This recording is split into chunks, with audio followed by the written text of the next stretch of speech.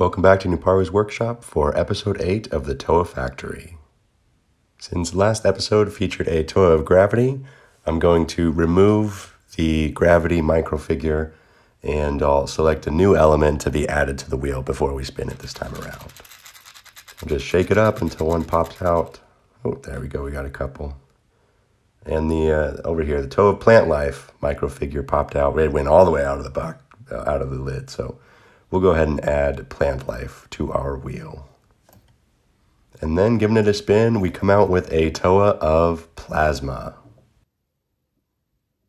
Gonna dig around here for some parts. I know I want to go with a white torso, and I'm gonna pull out just all the orange limbs that I have. Since orange and white are the color of a Toa of plasma, I'll just get all these limbs out here to just see which kind I have available.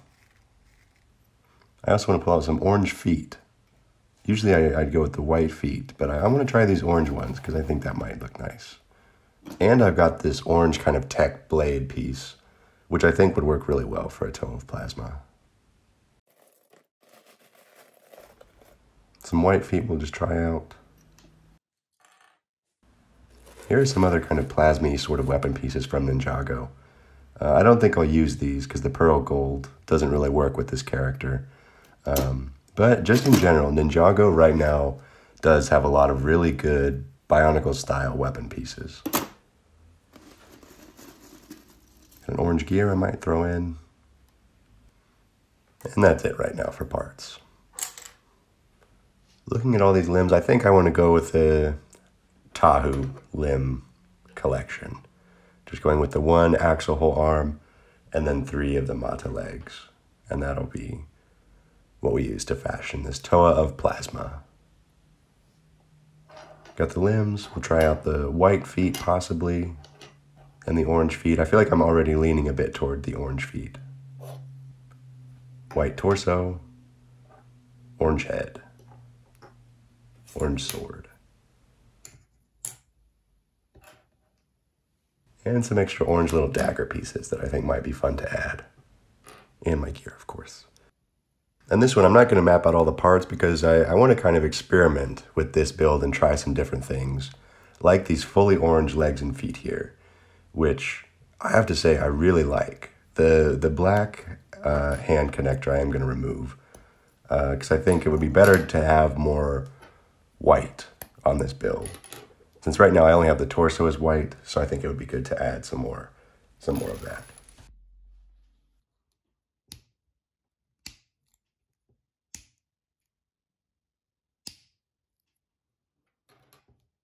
These are some of my older ones. You can tell they've seen some action, so I'm gonna go ahead and wash them real quick.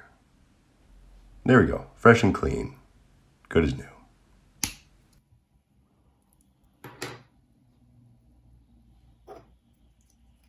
I'm going to use this one to add neck articulation because that's something that a lot of people really like and really ask for.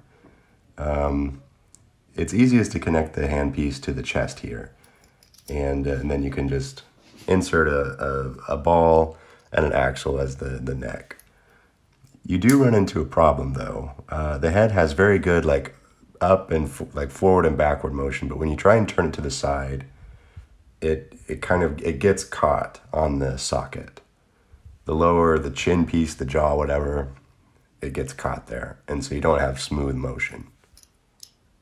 So the solution then is to replace the 3-length axle with a 4-length axle, which gives you a longer neck, but you don't have that same rotation problem. You have a lot wider range of movement. And now it puts it up pretty high when I connect the neck right there on the chest where I was going to before. So I might try and figure out a way to actually lower the socket. And I have an idea for how to do that. This is actually an idea I've used on the Mata version of my self-mock. Using these macaroni pieces here in gunmetal gray or dark pearl gray. Because the way they're shaped, they fit nicely over the Mata shoulders. It's a bit wider here since we're connecting them into that socket piece, which may present some issues, but we'll see if we can make it work. I'm going to use these perpendicular Technic connectors in the shoulders here to hook the macaroni, the pipe kind of pieces into. I'm going to use a couple of these extended pin axle connectors just for now to hook these in,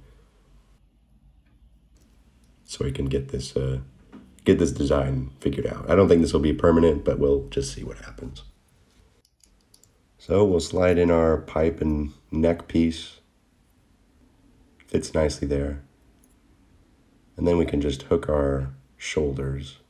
Unfortunately, they're not going to be able to move, which is a bit of a problem because you have very limited posability.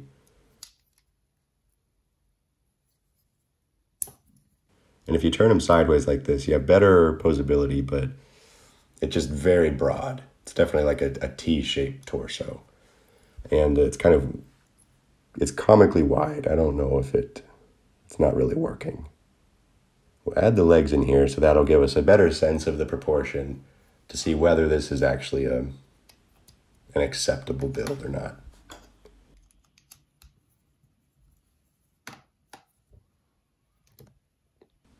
So that is very broad.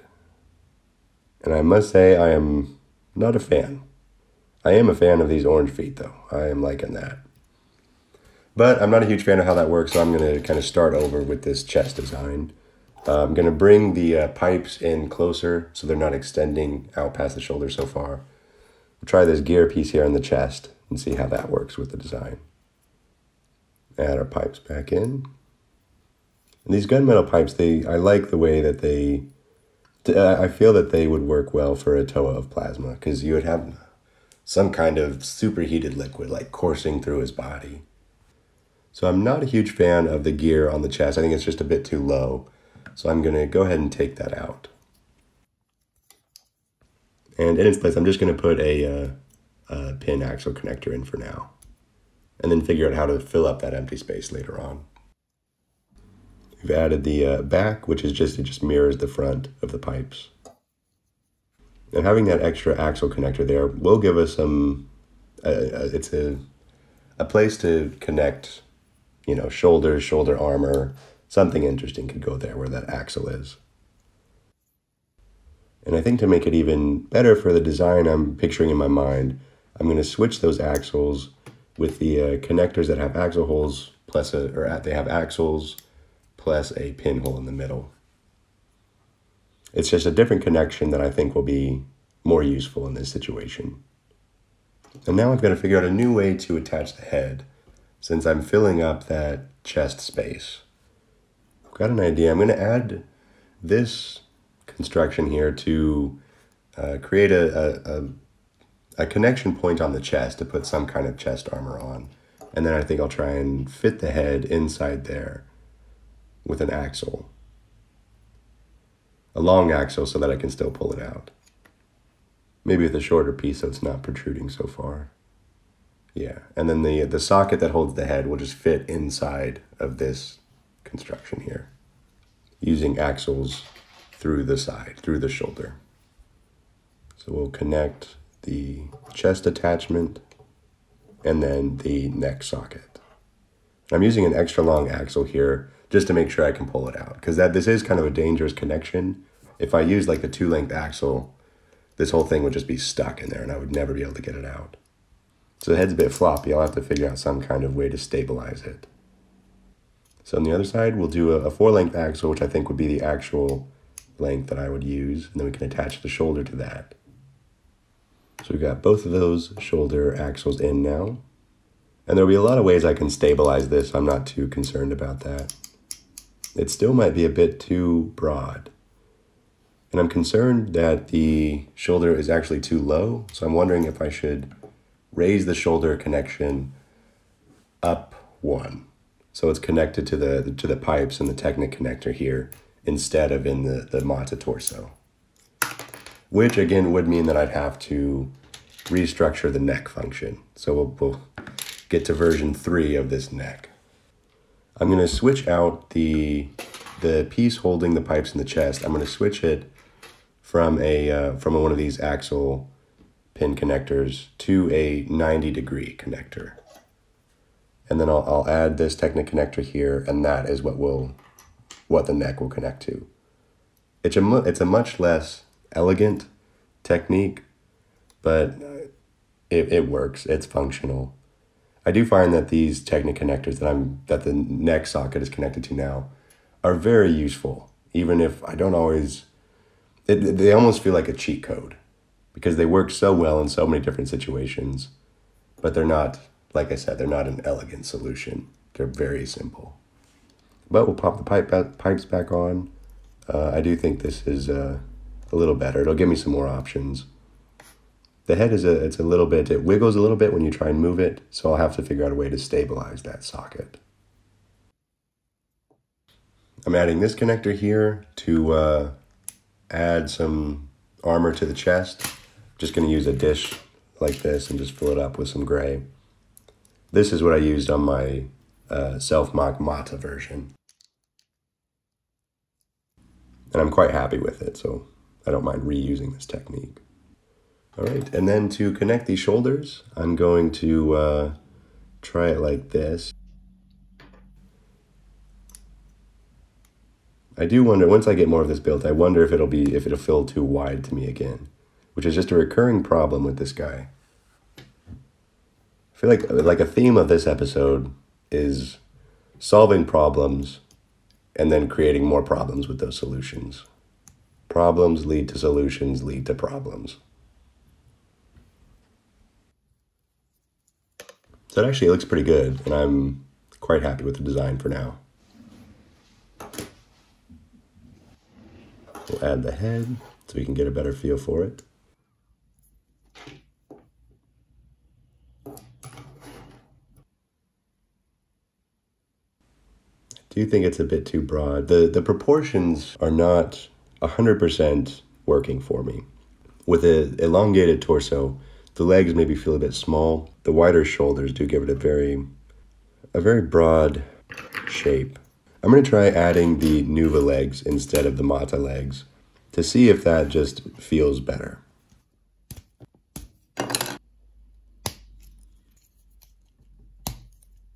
Proportion-wise, I do think it's better, but the shape of the Nuva legs, in my mind, they don't blend as well with the hip pieces. Like, it just feels like the hips are detached, whereas with the Mata legs, it feels like the hips and the legs they're like one fluid connection.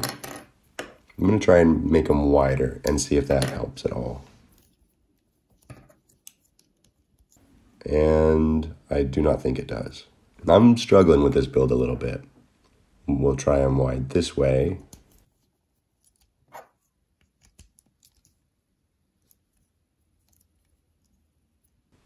Still, no, it just doesn't work. Just the whole body is just too wide. So just the classic narrow hips seems to be the best option.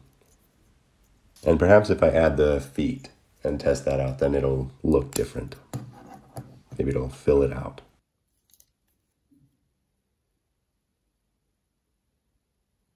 Maybe if I move the shoulders back to the narrow formation, then that'll help with the proportions.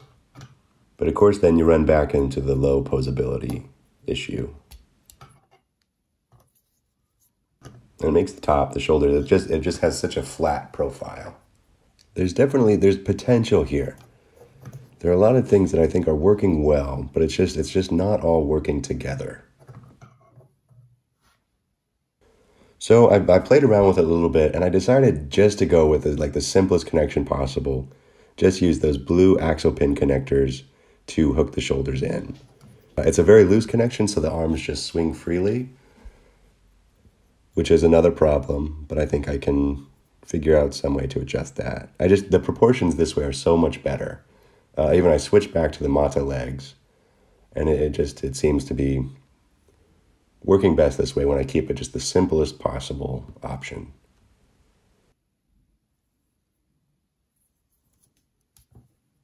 I wonder if I actually just put one of these little tiny pin connectors in, if that will be enough to hold the shoulder in place. Wow, that is actually a lot more stable than I thought it would be.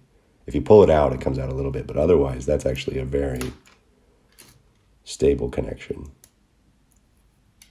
Whoops, not that way. There we go. Oh yeah, okay. So it's another theme. It's just don't overbuild. Just do the simple solutions, and those are usually the best. I added the sword too, and I think it looks really good. Ninjago, man, for whatever, opinions Bionicle fans have about Ninjago, it does have some of the best pieces of any modern Lego sets. I'll add this gear on the back, just purely aesthetic. Won't do anything. I've totally given up on trying to do a gear function on this guy. But now the neck, I have to go back and redesign that a little bit since it still is very loose. So I need to sturdy up the neck socket. And I think I have a fairly good idea, fairly simple idea that I can use to firm up that connection. So I basically have to take everything apart again. And then I'm just going to use some tiny little axles and some tiny little lift arms here in the base of the Mata gear function. And that should be enough to keep the neck steady. It'll just hold it in place.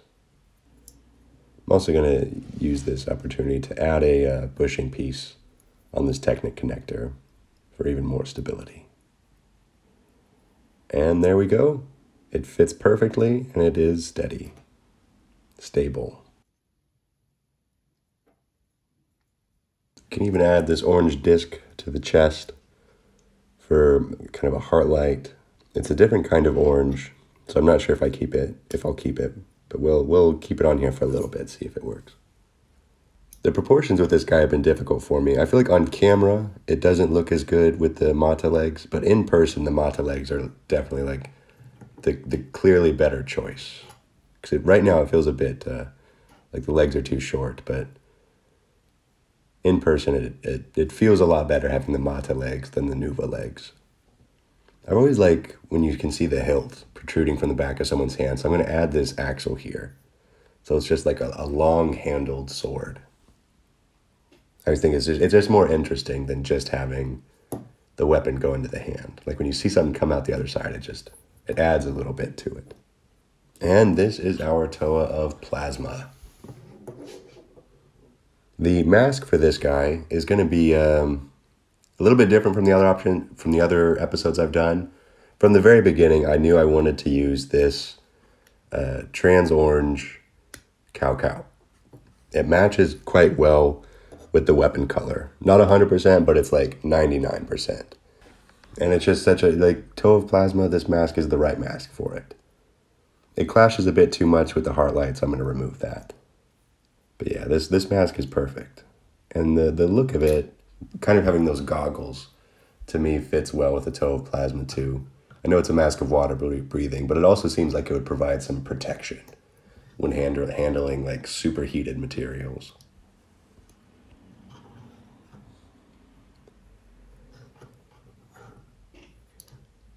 So this is our Toa of Plasma.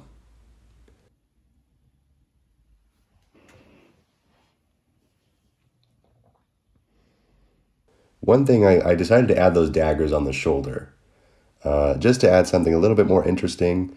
And for some reason, this just ties the whole build together for me. Since I added these, I don't see any more proportion issues. I don't see any issues with the amount of orange versus the amount of white. These shoulder pieces somehow just fixed a lot of issues for me. And again, it was just two pieces. I just put a pin axle connector and put the daggers on. And it's just, I don't know, sometimes you do something like that. It's just a little slight change, but it completely changes the silhouette of the build. It changes the kind of the personality of the build, the style of it. Makes it more imposing, more kind of threatening. And I just love it. So yeah, just trying little wild different things is a good way to dive into the character of the mock and allow it to sort of evolve into whatever it needs to be.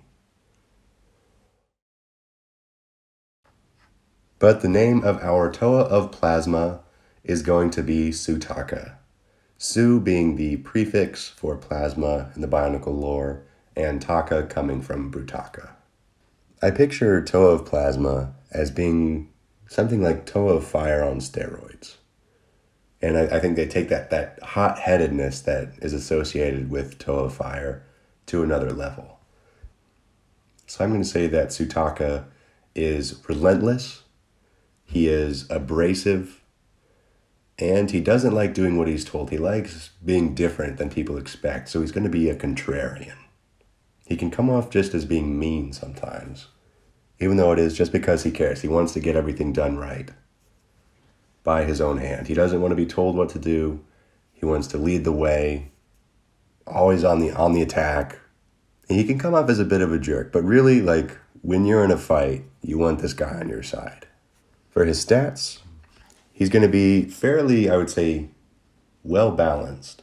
A lot of things toward the mid-range, but we'll have a few ups and downs. So strength will be slightly above average, as well as speed. I think he seems like he would have generally good levels of like physical fitness. So strength is 6, speed is 6. His intelligence will be a bit lower. He doesn't always think things through. He's all about action, not necessarily about planning. So intelligence still, not super low, but it's going to be a 4. His courage will be his defining trait. I'm going to boost that one up quite a bit. He's going to have courage of 8. He's always willing to jump into any situation. Skill will be just a little bit below average too. Skill is going to be a 4. Because he tends to overwhelm his foes just by the fierceness of his attacks, not necessarily by the skill behind them. And his endurance is actually going to be the lowest. I picture this guy as being something of a glass cannon. Like he can hit really hard, he's all offense, but no defense. And if you get one good shot in, you might take him down. So his endurance is going to be 2. And then for the bonus points, I'm going to say, due to his contrarian nature, whenever someone tells Sutaka that he can't do something, whenever someone is trying to put him in a box in some way, I'm going to say that he finds, just out of sheer spite, he develops the skill to do whatever someone says he can't do.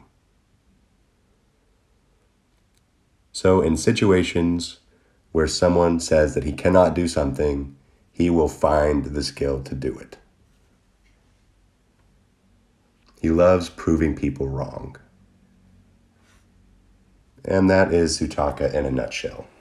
I don't have a specific idea of what kind of island or city he'd be from. Somewhere hot, obviously being a Toa of Plasma.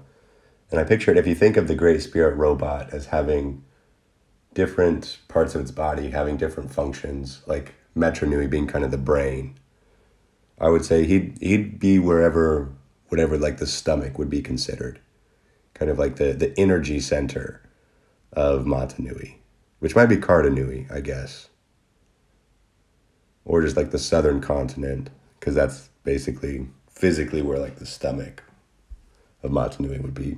I don't know. I haven't really thought about that too much. You guys should let me know what kind of city, what kind of island should Sutaka be from. But that is it. This was a longer, a more definitely experiment-heavy episode of the Toa Factory. Diving into a lot of problems and solutions. I always think it's interesting when people explore a little bit more of their process when building, because it's not always just you make something that works out perfectly, as exhibited by the 3 or 4 different neck designs that happened on this guy. But it's always just cool to see how people develop an idea. And I hope you enjoyed it, and I hope that you will be back soon to enjoy more of the Toa Factory. So long, catch you later.